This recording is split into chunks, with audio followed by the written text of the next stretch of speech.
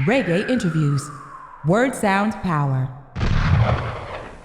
This is Reggae Interviews here with a singer, songwriter and producer. He's been blessing us with his soulful mellow tones through both of his albums and lots of singles along the way. Ras-I, welcome to Reggae Interviews. Yeah man, give thanks and thank you for having me. How you stay? I'm doing good, you know. I'm back on the rock after 3 years, so it's kind of like it's a joy really to link up with people like yourself, other people that we know, the food, the warmth of the people.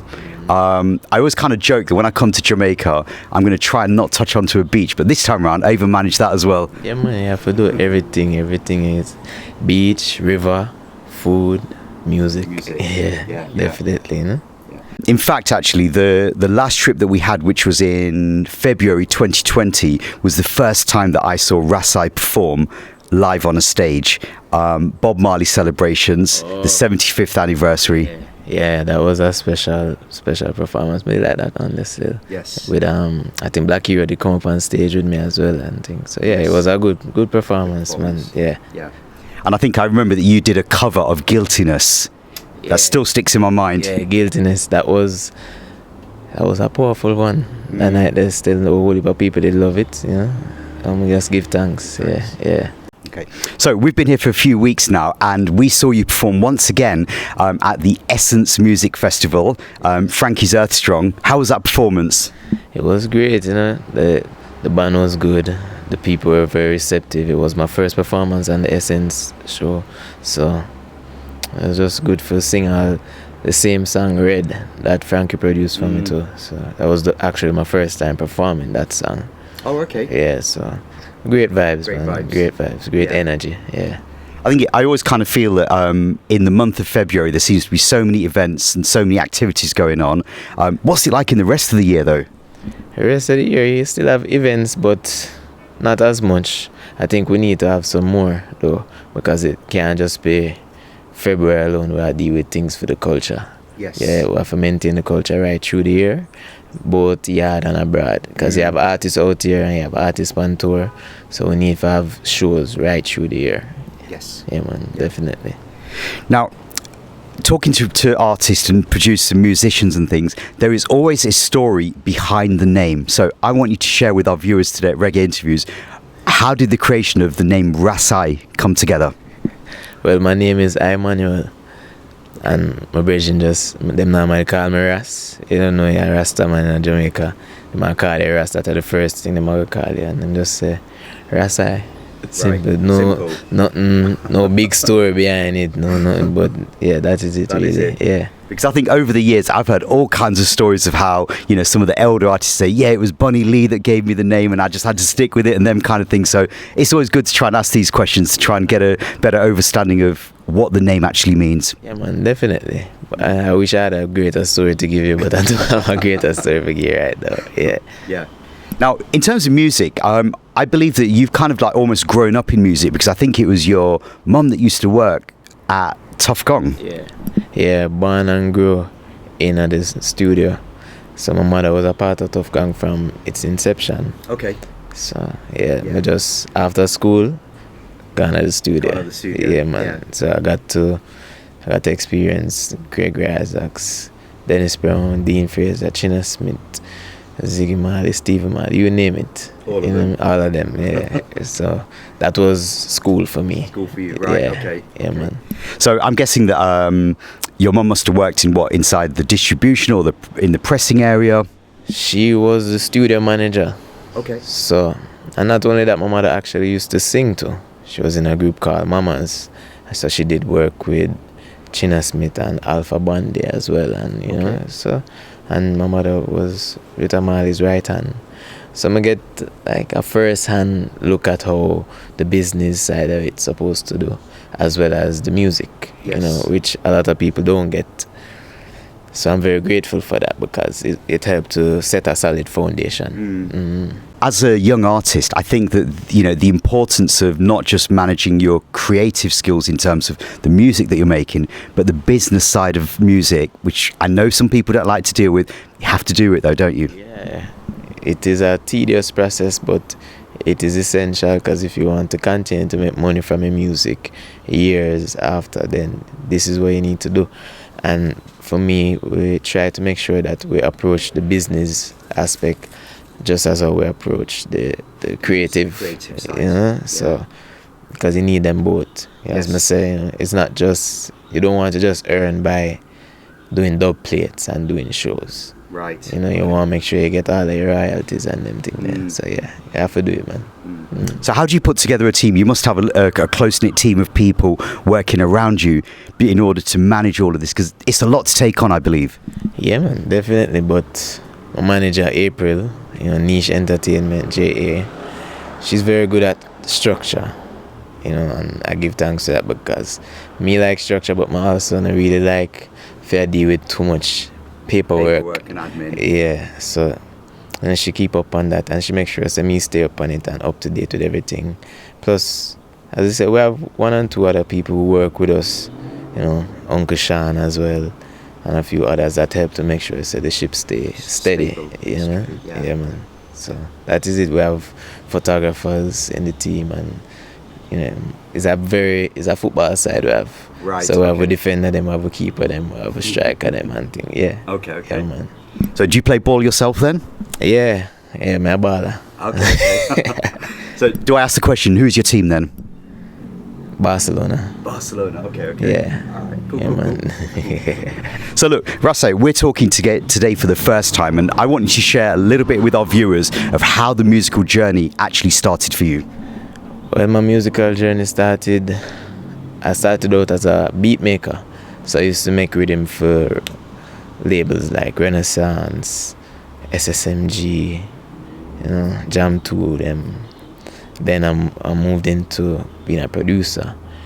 You know, Stephen Marley is a big teacher for me. Okay. That's why I had first-hand experience of them making Chant on Babylon, producing Chant on Babylon, producing Welcome to Jamrock, Halfway Tree, Mind Control. So when you have a teacher like that, you realize, you know, production is not just making rhythms, but it is creating a journey for the listeners, so you can hold them, go right through to the end of the song. And then from there, I used to sing and write, you know, 1 or 2 choruses for people. And then I just start. 2012 was when I dropped my first single, I think, an acoustic song named Feel Alright. And then from there, you know, we did the Tsojourna album a couple years later, I think 2019. And then, you know, that was Crazy Over You, Bad Boy Bully. Crazy Over You being one of the favorites, you know, for many people. Yes. Yeah, and went on to changing up the sound a little bit, but still maintaining the essence, you know, a little more up-tempo vibes. Because I feel like every album I would do, I have to push yourself, you know, to not recreate the same album as before. Right, okay. You know, and to just dig deeper and find different layers to the music and to our sound. So we link up with Coastal Kings, who is not just producers, is my brethren them. Okay. So we did the Kingman album, and that had Kingman Ting, which opened up a lot of doors, and Somewhere Wonderful, which opened up many more doors after that, you know. So it's a good look, it's a good journey, it's a journey that teach me a whole heap of patience, you know, a whole heap of other lessons, you know. It will change you, but it may change you for the better, depending on how you look at it still. But yes, yeah, a lot of changes. Yeah, man. Okay. Yeah, man. So going back to your first few footsteps, you said to me that you were making beats for other producers. Was it easy for some of the other production houses to actually take a listen to your beats? Because there's so many people that are making beats and trying to get into production, people trying to get that break as an artist. How easy or difficult was it for you to, let's say, get your beats heard by people like Renaissance as an example? It was easy, you know, because I have a brethren who we start out with named Blaze, DJ Blaze. He was a part of Renaissance. So me, Blaze, and a brethren named Stevie G. We did have a crew named G3 Music. And because Blaze was in Renaissance, we could have get to play 1 and 2 with him for Delan and them and Dr. J them and Jazzy T them, and then so there's like a little yeah. So we got in, and you know, we did the Galley Swing rhythm with them.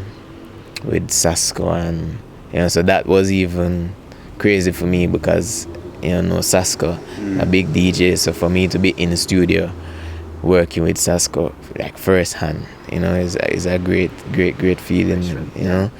So for some people they might find it a little more difficult, but I guess because them know we and them did know the talent too.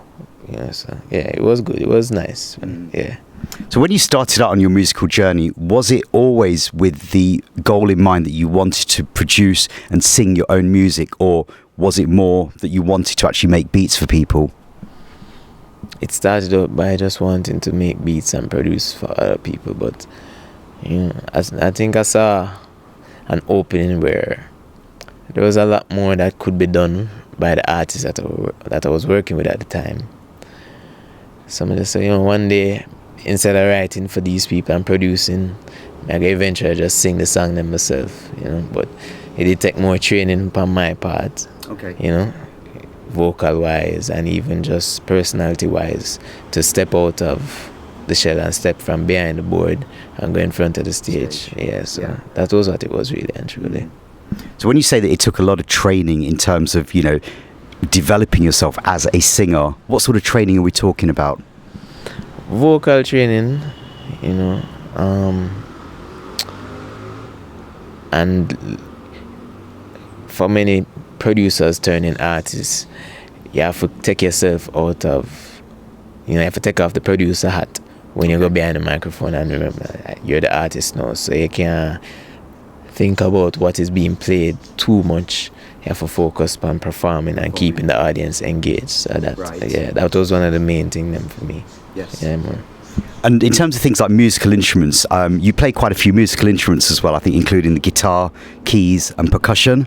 Yeah, guitar, keys, percussion. I can help myself on the keyboard and percussions as well. We just dabble in different instruments. And when you're around musicians, you just take on, you observe and you absorb, and that is how I even started playing the guitar too. I used to just watch China Smith them, when I watch people like China Smith, I think his guitar was the first guitar I hold and play. So good teachers. Good inspiration as well. Yeah, man, definitely. Because I'm a big fan of soul syndicates and Inna the Yard. Yeah, man. Now, over the last few years, we've been seeing that your fan base is growing steadily across the world. You mentioned your debut album, which was released in 2019. That kind of had like a really kind of like what I would call a very traditional kind of rootsy kind of feel to it. You had some great collabs, including the Nomads, Jesse, the song you mentioned, Ronkus Royal Blue as well. What were you aiming to achieve? What was the goal in putting out that debut album? Because I always feel that debut album or EP project that an artist puts out almost kind of like, puts you on the musical map. Well, at first the aim for me was to just put out an album. I always had dreams of dropping my album, but not just any album, a very solid album so when people listen to it for the first time, say that you have some solid sounds, solid lyrics.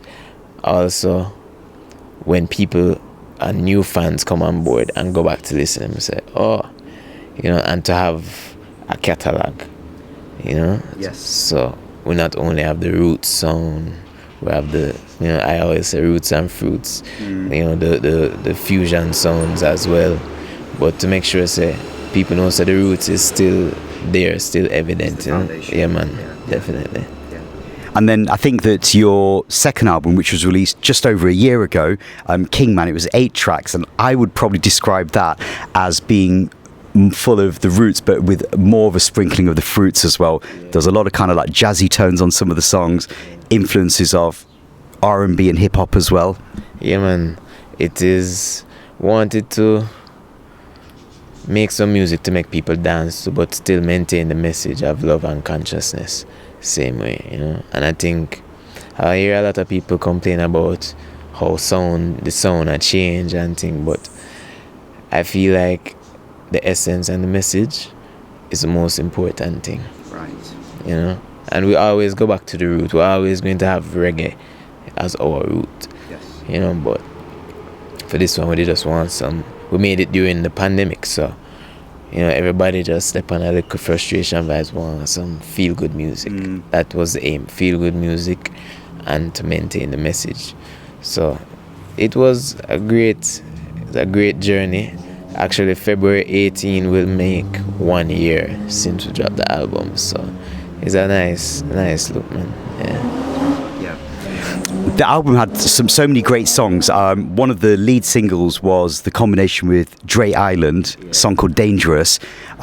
You didn't hold back on anything there, because you kind of went straight into the corruption that's going on in Jamaica and other parts of the world. What really was there a particular incident or event that compelled you to write that song Dangerous? I think one of the main things was when the power company JPS, they were constantly raising their rates. Okay. In a time when people not working and you're raising rates, it's like, and the government not trying to do anything. I don't think the people were getting any help from the government, really and truly.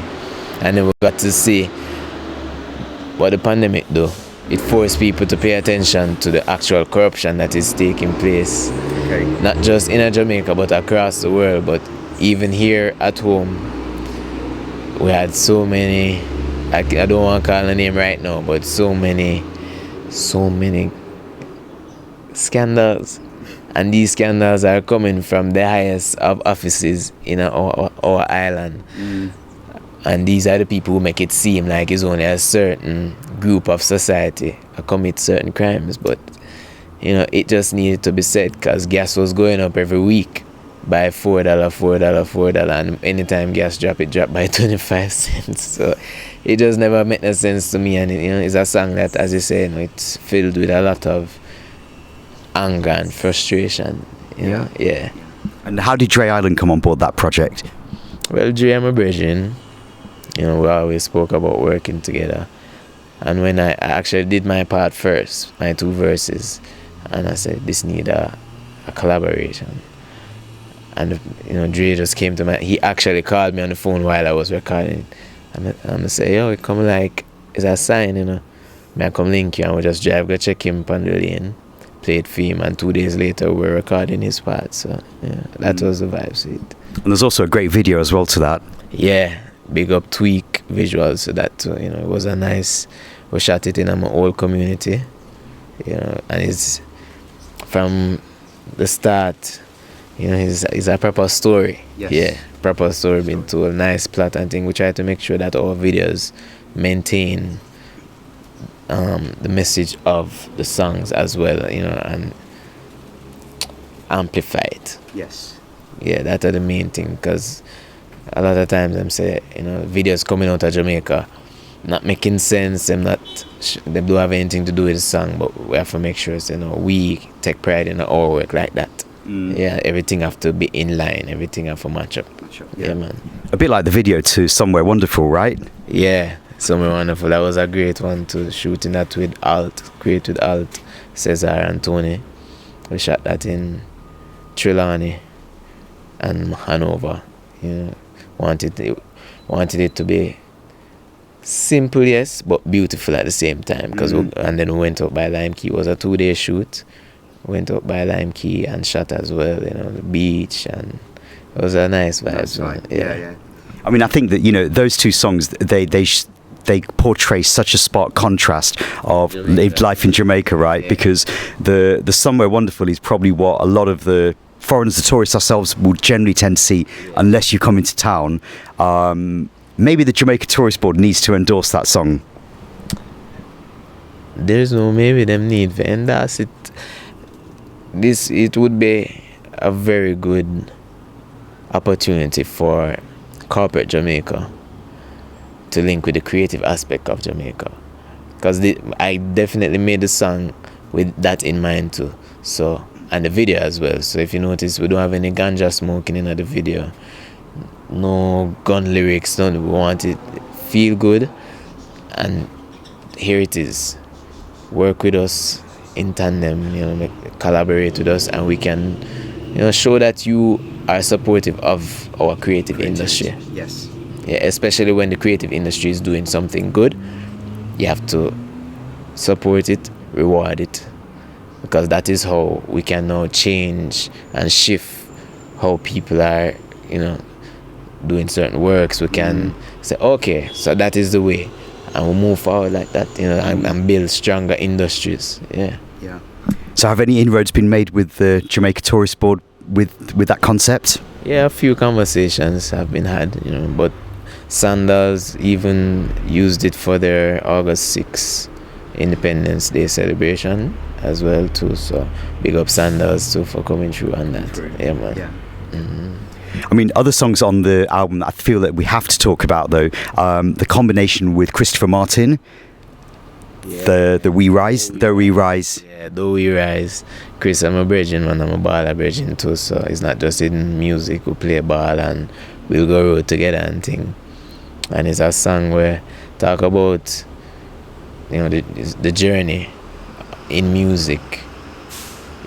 From hard driver crash to recording back all of the song them over and over again, and Chris can tell you about his journey from rising star to now being a big deal, and it's a nice combination, solid song where the video is in the works.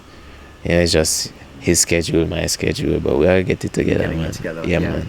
Because it's a song that many people tell me them love it, and I think with a video it will propel it a lot further. Yes. I mean, I think the thing that I really like about that song is that it really sort of like portrays your journey, the dedication, not just for weeks or months, but years.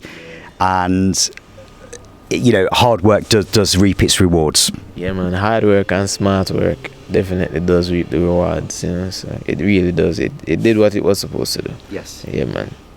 Now, this latest album, Kingman, I believe that it is self-released, so it's on Ras-I Musique and VPAL. Why was it important for you to have it released on Ras-I Musique from the outset? Is this going back to the business knowledge? Yeah, from the business knowledge, as well as I like to have my own. And we've seen how many labels have dealt with artists over the years.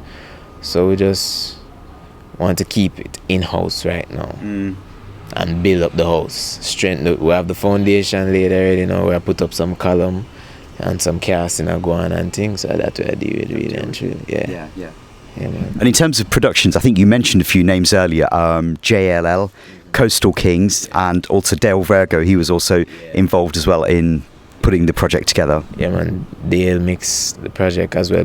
Dale has one song on it. He produced one song. Coastal Kings, myself, JLL, and Alpha Unit with some of the other songs. And Drew Keys played a part in a couple of the other songs even before he passed on.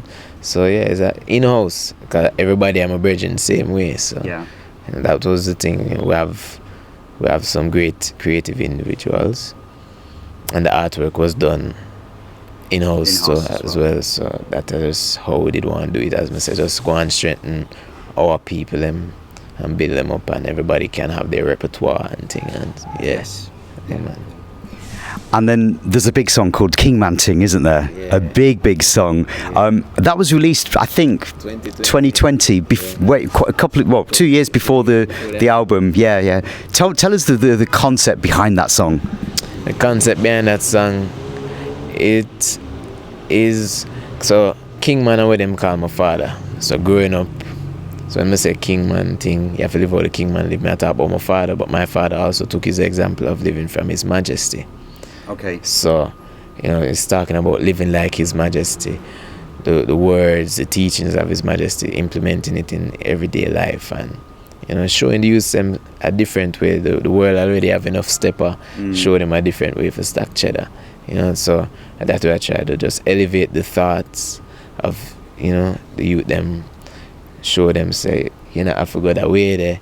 We don't want to do it with just roots reggae. We want to do it with up-tempo vibes, youthful vibes too, because you have to repackage consciousness as well, because it's a product. You have to look on it like a product, and everybody say you have to start with the youth them, but you have to make it appealing to the youth them, so something where them can dance, so something where them can sing back and them things there. So that was the concept behind it, and we had just made sure we made it royal, not just up tempo and thing, but the horns from Drew Keys, you know, gave it a royal feel. Yeah, yes, definitely. Yeah. And I think you're absolutely right in that. I think that some of the younger people of the world today maybe will not sort of like draw or gravitate towards traditional one-drop reggae, but I think that, you know, that song and other songs on the album kind of have that spirit of yesteryear, but with a bit of a modern sort of twist, so it's appealing to younger ears as well. Yeah, man, definitely.